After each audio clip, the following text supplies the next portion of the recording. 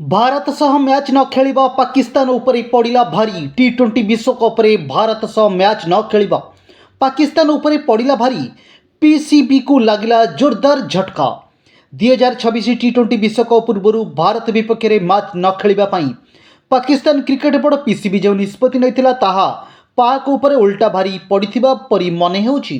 कारण पीसीबी आशा करिथिला जे फेब्रुआरी 15 तारिख में भारत विपक्ष में मैच वर्जन करने द्वारा अंतर्जातीय समर्थन एवं विभिन्न क्रिकेट बोर्डरू समर्थन मिलिबो, किंतु वास्तवता संपूर्ण विपरीत होइछि।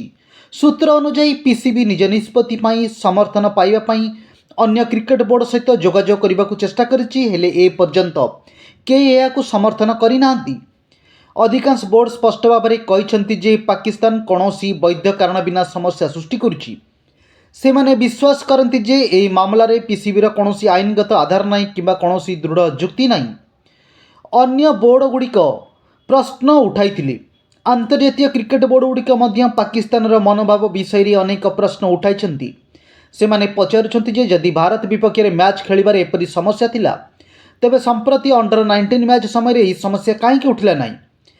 सेठारे भारत एवं पाकिस्तान दल परस्पर मुहांमुही होइतिले एवं कौन बॉयकट कि प्रतिवाद हो नथिला। यह व्यतीत पाकिस्तान महिला ए दल एवं भारत ए दल फेब्रुआरी बैंकॉक रे खेल कार्यक्रम रही। यह छड़ा Pakistan rising stars Asia cup 2026 रु प्रत्याहार संपर्क में कौन आनुष्ठानिक पदक्षेप नहीं नहीं। तेणु अनेक बोर्ड केवल पुरुष टी20 विश्वकप मैच संपर्क में निया भिन्न मत को बुझा कष्टकर मन करुछंती। भारत एवं पाकिस्तान मध्य मैच एक निरपेक्ष स्थान कोलंबो होगा स्थिर होइछि।